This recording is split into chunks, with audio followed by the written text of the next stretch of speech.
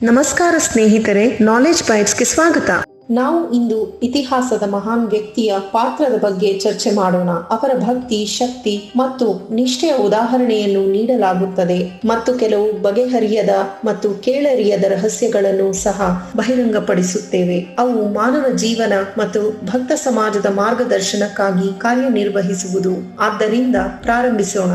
ಸ್ನೇಹಿತರೆ, ಸಂಕಟ ಮೋಚನ ಎಂದು ಜನಪ್ರಿಯವಾಗಿ ಕರೆಯಲ್ಪಡುವ ಆಂಜನೇಯರನ್ನು ಯಾರು ತಿಳಿದಿಲ್ಲ?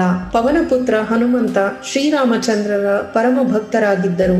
ಆದರೆ ಹನುಮಂತ ತಮ್ಮ ಮೋಕ್ಷಕ್ಕಾಗಿ ದಶರಥನ ಮಗ ಶ್ರೀರಾಮಚಂದ್ರರ ಆರಾಧನೆಯನ್ನು ಸಹ ತ್ಯಜಿಸಿದ್ದರು.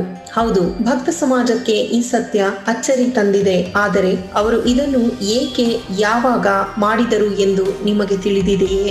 ರಾವಣನ ಸೆರೆಯಿಂದ ಸೀತೆಯನ್ನು ಹೊರತರಲು ಹನುಮಂತ ಸಾಕಷ್ಟು ಕೊಡುಗೆ ನೀಡಿದ್ದಾರೆ ಎಂದು ನಿಮಗೆ ತಿಳಿದಿದೆ. ಆದರೆ ಆ ನಂತರ ಏನಾಯಿತು? ಅಯೋಧ್ಯೆಯನ್ನು ತ್ಯಜಿಸಿದ ನಂತರ ಅವರ ಜೀವನ ಹೇಗಿತ್ತು? ಅವರ ಜೀವನದ ಈ ರಹಸ್ಯವನ್ನು ಅನಾವರಣಗೊಳಿಸಲು ಈ ವಿಶೇಷ ಕಾರ್ಯಕ್ರಮ ನಿಮಗಾಗಿ. ಮೊದಲನೆಯದಾಗಿ ನಾವು ಶಿವನ ಅವತಾರವಾದ ಹನುಮಂತನ ಜನ್ಮದ ಬಗ್ಗೆ ಮಾತನಾಡೋಣ. ಶ್ರೀ ಹನುಮಂತ ತಾಯಿ ಅಂಜನಿಯ ಗರ್ಭದಿಂದ ಜನಿಸಿದರು. ಮಗುವನ್ನು ಪಡೆಯುವ ಸಲುವಾಗಿ ತಾಯಿ ಅಂಜನಿಯು ಮೃತಂಗ ಋಷಿ ಹೇಳಿದ ತಪಸ್ಸನ್ನು ಮಾಡಲು ಪ್ರಾರಂಭಿಸಿದರು. ಆಗ ತಪಸ್ಸಿನಿಂದ ಪ್ರಸನ್ನಗೊಂಡ ವಾಯುದೇವ ತಾಯಿ ಅಂಜನಿಗೆ ಆಶೀರ್ವದಿಸಿದರು ಮತ್ತು ನಿನಗೆ ಅಗ್ನಿ, ಸೂರ್ಯ, ಸುವರ್ಣ, ವೇದಾಂಗಗಳ ಮರ್ಮಜ್ಞ ಮತ್ತು ಶಕ್ತಿಶಾಲಿ ಪುತ್ರ ಪಡೆಯುವೆ ಎಂದು ವರ ಕೊಟ್ಟರು. ಸ್ವಲ್ಪ ಸಮಯದ ನಂತರ ಶಿವನ ಅಂಶ ಶ್ರೀ ಹನುಮಂತ ತಾಯಿ ಅಂಜನಿಯ ಗರ್ಭದಿಂದ ಜನ್ಮ ಪಡೆದರು. ವಾಯುದೇವರು ನೀಡಿದ ವರವನ್ನು ಹೊಂದಿದ್ದರು. ಈಗ ತಿಳಿಯೋಣ, ರಾಮನೊಂದಿಗೆ ಇರುವ ಅವರ ಪ್ರೀತಿಯ ಭಕ್ತ ಹನುಮಂತ ಕೊನೆಯಲ್ಲಿ ಅಯೋಧ್ಯೆಯನ್ನು ಏಕೆ ತೊರೆದರು. ವೀಕ್ಷಕರೇ, ಹಿಂದೂ ಸಮಾಜದಲ್ಲಿ ಚರ್ಚಿತ ರಾಮಾಯಣದ ಬಗ್ಗೆ ಇಡೀ ಭಕ್ತ ಸಮಾಜಕ್ಕೆ ಚೆನ್ನಾಗಿ ತಿಳಿದಿದೆ. ಶ್ರೀರಾಮಚಂದ್ರರ 14 ವರ್ಷಗಳ ವನವಾಸದಲ್ಲಿ ಸೀತೆಯನ್ನು ಅಪಹರಿಸಲಾಯಿತು ಮತ್ತು ಅದೇ ಸಮಯದಲ್ಲಿ ಶ್ರೀ ಹನುಮಂತ ಸೀತೆಯನ್ನು ಪತ್ತೆ ಹಚ್ಚುವಲ್ಲಿ ಮುಖ್ಯ ಭೂಮಿಕೆಯನ್ನು ವಹಿಸಿದ್ದರು ಮತ್ತು ರಾವಣನ ಲಂಕೆಗೆ ಹೋಗಿ ತಾಯಿ ಸೀತೆಯನ್ನು ಹುಡುಕಿದರು. ಜೊತೆಗೆ ಸೀತೆ ದುಃಖಿತಳಾಗಿರುವುದನ್ನು ನೋಡಿ ಹನುಮಂತನು ಲಂಕಾದ ನವಲಖ ಉದ್ಯಾನವನವನ್ನು ಸಹ ನಾಶ ಮಾಡಿದರು. ತನ್ನ ಬಾಲದಿಂದ ಲಂಕೆಗೆ ಬೆಂಕಿ ಹಚ್ಚಿದರು. ಸೀತೆಯನ್ನು ಕರೆತರಲು ಮತ್ತು ಲಂಕಾಗೆ ಹೋಗಲು ಮುನೀಂದ್ರ ಋಷಿಯ ಆಶೀರ್ವಾದದಿಂದ ಸಮುದ್ರದ ಮೇಲೆ ಸೇತುವೆ ನಿರ್ಮಿಸಿದರು ಹಾಗೂ ಲಂಕಾಗೆ ಹೋದರು. ರಾಮ ಮತ್ತು ರಾವಣನ ಯುದ್ಧವಾಯಿತು ಹಾಗೂ ರಾವಣ ಸೋತನು. ತಾಯಿ ಸೀತೆಯನ್ನು ಅಯೋಧ್ಯೆಗೆ ಕರೆತರಲಾಯಿತು. ನಂತರ ಸೀತೆಯು ಭಕ್ತ ಹನುಮಂತನಿಗೆ ಬೈದಿದ್ದು ಏಕೆ ಎಂದು ಈಗ ತಿಳಿಯೋಣ. ಸೀತೆಯು ರಾಮನ ಆಜ್ಞೆಯ ಮೇರೆಗೆ ಅಗ್ನಿ ಪರೀಕ್ಷೆಯನ್ನು ಕೊಟ್ಟರು ಮತ್ತು ಯಶಸ್ವಿಯಾದ ನಂತರ ರಾಮನೊಂದಿಗೆ ಅಯೋಧ್ಯೆಗೆ ಮರಳಿದರು. ಅದರ ನಂತರ ಸಂತೋಷದಿಂದ ಸೀತೆಯು ಹನುಮಂತನಿಗೆ ಮುತ್ತಿನ ಹಾರವನ್ನು ಉಡುಗೊರೆಯಾಗಿ ನೀಡಿದರು. ಹನುಮಂತ ಹಾರದ ಪ್ರತಿ ಮುತ್ತುಗಳನ್ನು ಎಸೆಯುತ್ತಿದ್ದರು, ಏಕೆಂದರೆ ರಾಮನ ಹೆಸರು ಯಾವ ಮುತ್ತಿನಲ್ಲಿಯೂ ಬರೆದಿರಲಿಲ್ಲ. ಸೀತೆಗೆ ಅವರ ಈ ನಡವಳಿಕೆ ಇಷ್ಟವಾಗಲಿಲ್ಲ ಮತ್ತು ಸೀತೆ ಹನುಮಂತನಿಗೆ ನೀನು ಮಂಗನಾಗಿಯೇ ಇರುವೆ ಎಂದು ತುಂಬಾ ಕಟುವಾದ ಮಾತುಗಳನ್ನು ಹೇಳಿದರು. ಇದನ್ನೆಲ್ಲ ಕೇಳಿ ಹನುಮಂತ ಬಹಳ ದುಃಖಿತರಾಗಿ ಆಗ ಅಯೋಧ್ಯೆಯನ್ನು ತ್ಯಜಿಸಿದ್ದರು. ಅಯೋಧ್ಯೆಯನ್ನು ತ್ಯಜಿಸಿದ ನಂತರ ಏಕಾಂತ ಸ್ಥಳದಲ್ಲಿ ಕುಳಿತಿದ್ದ ಹನುಮಂತನ ಮನಸ್ಸು ತುಂಬಾ ಕದಡಿತ್ತು. ಅವರಿಗೆ ಜಗತ್ತಿನಲ್ಲಿ ತಮ್ಮವರೆಂದು ಯಾರೂ ಕಾಣಲಿಲ್ಲ.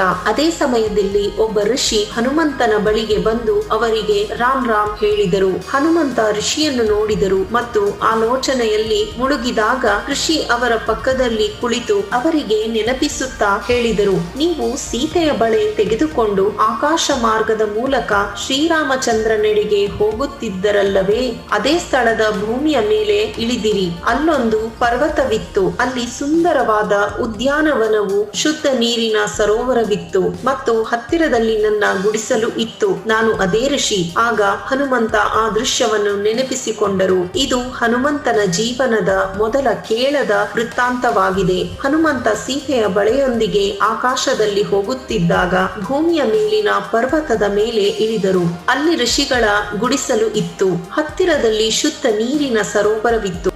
ಹಣ್ಣು ಹೂಗಳಿಂದ ಕೂಡಿದ ಸುಂದರವಾದ ಉದ್ಯಾನವನವಿತ್ತು. ಹನುಮಂತನಿಗೆ ಹಸಿವಾಗಿತ್ತು. ಸ್ನಾನ ಮಾಡಿ ಹಣ್ಣುಗಳನ್ನು ತಿನ್ನೋಣ ಎಂದು ಯೋಚಿಸಿದರು ಮತ್ತು ಸ್ನಾನ ಮಾಡಲು ಸರೋವರಕ್ಕೆ ಇಳಿದರು. ಹತ್ತಿರ ಕಲ್ಲಿನ ಬಂಡೆಯ ಮೇಲೆ ಸೀತೆಯ ಬಳೆಯನ್ನು ಇಟ್ಟು ಸ್ನಾನ ಮಾಡುವಾಗ ಯಾರಾದರೂ ಅದನ್ನು ತೆಗೆದುಕೊಂಡು ಹೋದರೆ ಎಂಬ ಭಯವಿತ್ತು. ಆ ಬಳೆ ಅವರಿಗೆ ಬಹಳ ಮುಖ್ಯವಾಗಿತ್ತು, ಏಕೆಂದರೆ ಶ್ರೀರಾಮಚಂದ್ರರಿಗೂ ಸೀತೆಯ ಗುರುತನ್ನು ನೀಡಬೇಕಾಗಿತ್ತು. ಅದಕ್ಕಾಗಿ ಹನುಮಂತ ಸ್ನಾನ ಮಾಡುವಾಗಲೂ ಬಳೆ ಮೇಲೆ ಕಣ್ಣಿಟ್ಟಿದ್ದರು. ಆಗ ಇದ್ದಕ್ಕಿದ್ದಂತೆ ಒಂದು ಕೋತಿ ಆ ಬಳೆಯನ್ನು ಎತ್ತಿಕೊಂಡು ಅಲ್ಲಿಂದ ಓಡಿ ಹೋಯಿತು. ಹನುಮಂತ ಅದರ ಹಿಂದೆ ಓಡುತ್ತಾರೆ. ಆ ಕೋತಿ ಅದೇ ಋಷಿಯ ಗುಡಿಸಲನ್ನು ಪ್ರವೇಶಿಸಿತು ಮತ್ತು ಅಂಗಳದಲ್ಲಿ ಇಟ್ಟಿದ್ದ ಮಡಕೆಯಲ್ಲಿ ಬಳೆ ಹಾಕಿದ ನಂತರ ಅಲ್ಲಿಂದ ಓಡಿ ಹೋಯಿತು. ಹನುಮಂತರಿಗೆ ಜೀವ ಬಂದಂತಾಯಿತು. ಹನುಮಂತ ಈ ಮಡಿಕೆಯಲ್ಲಿ ನೋಡಿದಾಗ ಅದೇ ಬಳೆಯಂತಹ ಅನೇಕ ಬಳೆಗಳು ಮೊದಲೇ ಮಡಿಕೆಯಲ್ಲಿ ಬಿದ್ದಿದ್ದವು. ಸಂದಿಗ್ಧ ಪರಿಸ್ಥಿತಿಯಲ್ಲಿ ಬಂದು ಗುಡಿಸಲಿನಲ್ಲಿ ಕುಳಿತಿದ್ದ ಋಷಿಯ ಬಳಿಗೆ ಹೋಗಿ ರಾಮ ರಾಮ ಹೇಳಿದರು. ಬನ್ನಿ ಅಂಜನಿ ಪುತ್ರ, ನಾನು ನಿಮಗಾಗಿ ಕಾಯುತ್ತಿದ್ದೇನೆ ಎಂದು ಋಷಿ ಹೇಳಿದರು. ಋಷಿಯ ಮುಖಕಮಲದಿಂದ ತನ್ನ ಪರಿಚಯ ಕೇಳಿ ಹನುಮಂತ ಆಶ್ಚರ್ಯಚಕಿತರಾದರು. ಆದರೆ ಅವರ ತೊಂದರೆಯಿಂದಾಗಿ ಆ ವಿಷಯವನ್ನು ಕೇಳದೆ ತನ್ನ ಸಮಸ್ಯೆಯನ್ನು ಹೇಳಿದರು. ಆಗ ಋಷಿಯು, ನೀವು ಯಾವ ರಾಮನ ಬಗ್ಗೆ ಮಾತನಾಡುತ್ತಿದ್ದೀರಿ ಎಂದು ಹನುಮಂತನಿಗೆ ಕೇಳಿದರು. ಈ ಪ್ರಶ್ನೆಯನ್ನು ಕೇಳಿದ ನಂತರ ಹನುಮಂತ, ನೀವು ಯಾವ ಲೋಕದಲ್ಲಿ ವಾಸಿಸುತ್ತಿದ್ದೀರಿ ಎಂದು ಆಶ್ಚರ್ಯದಿಂದ ಕೇಳಿದರು. ನಿಮಗೆ ಶ್ರೀರಾಮ ಯಾರು ಅಂತ ಗೊತ್ತಿಲ್ಲವೇ? ಅಥವಾ ಬೇರೆ ಶ್ರೀರಾಮ ಇದ್ದಾರೆಯೇ? ನಾನು ರಾಜ ದಶರಥನ ಮಗ ಶ್ರೀರಾಮನ ಬಗ್ಗೆ ಮಾತನಾಡುತ್ತಿದ್ದೇನೆ. ಋಷಿ ಹೇಳಿದರು, ಅದೇ ಶ್ರೀರಾಮಚಂದ್ರನ ಬಗ್ಗೆ ಹೇಳುತ್ತಿರುವೆಯೇ? ಅಂತಹ ದಶರಥನ ಮಗ ರಾಮ ಕೋಟಿಗಟ್ಟಲೆ ಹುಟ್ಟಿ ಮರಣ ಹೊಂದಿದ್ದಾರೆ. ಇದೇ ರೀತಿ ರಾಮನು ವನವಾಸಕ್ಕೆ ಹೋಗುತ್ತಾನೆ, ಸೀತೆಯನ್ನು ಅಪಹರಿಸಲಾಗುತ್ತದೆ. ಅದೇ ರೀತಿ ನಿನ್ನಂತಹ ಹನುಮಂತ ಸೀತೆಯನ್ನು ಹುಡುಕಿಕೊಂಡು ಬರುತ್ತಾನೆ. ವೀಕ್ಷಕರೇ, ಈಗ ನಿಮಗೂ ಇದೆಲ್ಲ ಸುಳ್ಳು ಅನಿಸುತ್ತಿರಬಹುದು, ಆದರೆ ಹನುಮಂತನ ಸ್ಥಿತಿಯು ಹೀಗೆ ಆಗಿತ್ತು. ಹನುಮಂತನನ್ನು ಕೋಪದಲ್ಲಿ ನೋಡಿ ಋಷಿ, ನೀವು ನನ್ನ ಬಳಿಗೆ ಏಕೆ ಬಂದಿದ್ದೀರಾ ಎಂದು ಕೇಳಿದರು. ಆಗ ಹನುಮಂತ ಎಲ್ಲವನ್ನೂ ಪುನರಾವರ್ತಿಸಿದರು.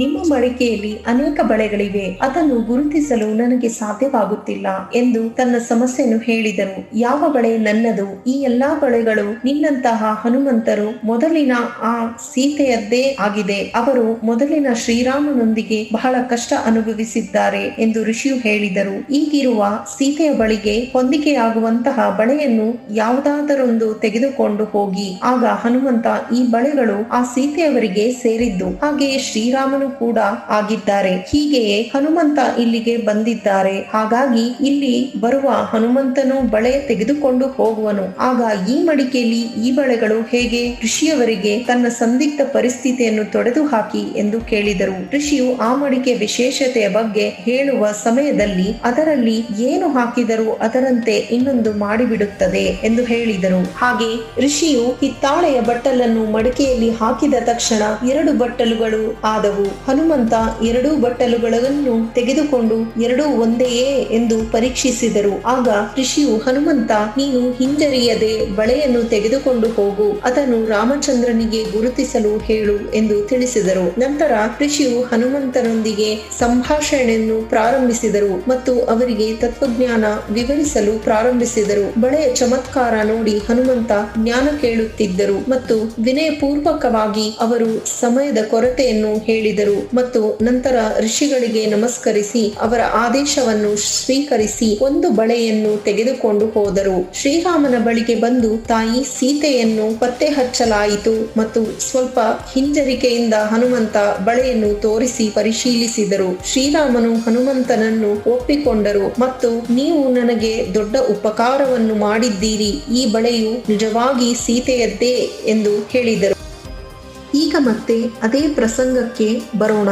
ಹನುಮಂತ ಏಕಾಂತದಲ್ಲಿ ಕುಳಿತಿದ್ದಾಗ ಅಲ್ಲಿ ಋಷಿ ಅವರನ್ನು ಭೇಟಿಯಾದರು. ಈಗ ನಾವು ಹನುಮಂತನ ಜೀವನದ 2ನೇ ರಹಸ್ಯವನ್ನು ಬಹಿರಂಗಪಡಿಸುತ್ತೇವೆ. ಋಷಿಯ ಹೆಸರು ಮುನೀಂದ್ರ ಋಷಿಯಾಗಿತ್ತು. ಆ ಸಮಯದಲ್ಲಿ ಅಂಜನಿ ಪುತ್ರ ಹನುಮಂತ, ನಿಮಗೆ ತತ್ವಜ್ಞಾನವನ್ನು ಕೇಳಲು ಸಮಯವಿರಲಿಲ್ಲ ಎಂದು ಹೇಳಿದರು. ಈಗ ನಿಮ್ಮ ಹತ್ತಿರ ಸಾಕಷ್ಟು ಸಮಯವಿದೆ. ಅದಕ್ಕಾಗಿ ನಿಮಗೆ ಪೂರ್ಣ ಪರಮಾತ್ಮನ ಬಗ್ಗೆ ಜ್ಞಾನವನ್ನು ಹೇಳ ಹೇಳಲು ನಾನು ಇಲ್ಲಿಗೆ ಬಂದಿದ್ದೇನೆ. ಹನುಮಂತ ಋಷಿಯ ಆ ವಿಷಯಗಳನ್ನು ಮರೆತಿರಲಿಲ್ಲ ಹಾಗೂ ಓ ಋಷಿ, ನಾನು ನಿಮ್ಮ ಜ್ಞಾನವನ್ನು ಆಸಕ್ತಿಯಿಂದ ಕೇಳುತ್ತೇನೆ ಎಂದರು. ಋಷಿ ಹನುಮಂತನಿಗೆ ಸೃಷ್ಟಿ ರಚನೆ ವಿವರಿಸಿದರು. ಹನುಮಂತ ಹೀಗೆ ಹೇಳಿದರು, ಈ ಜ್ಞಾನವನ್ನು ಹಿಂದೆಂದೂ ಕೇಳಿರಲಿಲ್ಲ, ಅದನ್ನು ನಂಬುವುದು ಹೇಗೆ? ಹೀಗೆ ಹೇಳಿದ ತಕ್ಷಣ ಋಷಿಯು ಅಂತರ್ಧಾನರಾದರು. ಹನುಮಂತ ಎಲ್ಲಾ ದಿಕ್ಕುಗಳಲ್ಲಿಯೂ ಹುಡುಕಾಡಿದರು, ಆದರೆ ಅವರು ಸಿಗಲಿಲ್ಲ. ನಂತರ ಮೇಲೆ ಆಕಾಶವನ್ನು ನೋಡಿದರು ಮತ್ತು ಋಷಿ ಅವರಿಗೆ ದಿವ್ಯ ದೃಷ್ಟಿ ನೀಡಿದರು. ನಂತರ ಹನುಮಂತರಿಗೆ ಸತ್ಯಲೋಕದ ಸಿಂಹಾಸನದ ಮೇಲೆ ಕುಳಿತಿದ್ದ ತನ್ನ ಅಂದರೆ ಪರಮಾತ್ಮನ ನಿಜವಾದ ರೂಪವನ್ನು ತೋರಿಸಿದರು. ಹನುಮಂತ ಅವರನ್ನು ನೋಡಿದ ನಂತರ ಬಹಳ ಪ್ರಭಾವಿತರಾದರು. ನಂತರ ಋಷಿಯು ದೂರದಲ್ಲಿ ಮತ್ತೆ ಕಾಣಿಸಿಕೊಂಡರು ಹಾಗೂ ಹನುಮಂತ ಅವರ ಬಳಿಗೆ ಹೋಗಿ ಅವರ ಕಾಲಿಗೆ ಬಿದ್ದು ಸತ್ಯಲೋಕವನ್ನು ತೋರಿಸಲು ಪ್ರಾರ್ಥಿಸಿದರು. ನಂತರ ಹನುಮಂತ ತತ್ವಜ್ಞಾನವನ್ನು ಸ್ವೀಕರಿಸಿದರು ಹಾಗೂ ಋಷಿಗಳ ಹತ್ತಿರ ಉಪದೇಶ ನೀಡಲು ಪ್ರಾರ್ಥಿಸಿದರು. ಆಗ ವೀರ ಹನುಮಂತ ತಿರೋಭಾವ ಹೊಂದಿರುವ ಶ್ರೀರಾಮನ ಭಕ್ತಿಯನ್ನು ತ್ಯಜಿಸಿ ಅವಿನಾಶಿ ರಾಮನನ್ನು ಪೂಜಿಸಿದರು ಮತ್ತು ಮೋಕ್ಷವನ್ನು ಪಡೆದರು. ಋಷಿ ಮುನೀಂದ್ರರು ಸ್ವತಃ ಕಬೀರ ಪರಮಾತ್ಮರಾಗಿದ್ದರು. ಅವರು ತನ್ನ ಪ್ರಿಯ ಭಕ್ತರ ಕಲ್ಯಾಣಕ್ಕಾಗಿ 4 ಯುಗಗಳಲ್ಲಿ ಪ್ರಕಟಗೊಳ್ಳುತ್ತಾರೆ. ಕಬೀರ ಸಾಹೇಬರು ತಮ್ಮ ಅಮೃತವಾಣಿಯಲ್ಲಿ ಹೇಳಿದ್ದಾರೆ, सतयुग में सत सुकृत कह ठेरा, त्रेता नाम मुनींदर मेरा, ದ್ವಾಪರ ಮೇ ಕರುಣಾಮಯಿ ಕಹಾಯ, ಕಲಿಯುಗ ನಾಮ್ ಕಬೀರ್ ಧರಾಯ. ಈ ರಹಸ್ಯದ ಕಥೆಯನ್ನು ಇಂದಿಗೂ ಯಾರೂ ಹೇಳಿಲ್ಲ. ಸಂತ ಗರೀಬ್ ದಾಸ್ ಮಹಾರಾಜರು ತಮ್ಮ ಅಮೃತವಾಣಿಯಲ್ಲಿ ಈ ರಹಸ್ಯವನ್ನು ಬಹಿರಂಗಪಡಿಸಿದ್ದಾರೆ. ಕಹ ಮುನೀಂದ್ರ ಸುನೋ ಹನುಮಾನ, ತುಮ್ ಉಲ್झे झूठे रंग में, ये 30 करोड़ राम हो जालिಯೇ, ಜೀತ್ ಜೀತ್ ಕೆ ಜಂಗ್ ನೆ. ಅದನ್ನು ಜಗದ್ಗುರು ತತ್ವದರ್ಶಿ ಸಂತ ರಾಮ್ಪಾಲ್ ಮಹಾರಾಜರು ತಮ್ಮ ತತ್ವಜ್ಞಾನದಲ್ಲಿ ತೆರೆದಿದ್ದಾರೆ. ಇಂತಹ ಆಸಕ್ತಿದಾಯಕ ಸಂಗತಿಗಳಿಗೆ ಲೈಕ್, ಶೇರ್ ಮತ್ತು ಕಮೆಂಟ್ ಮಾಡಿ.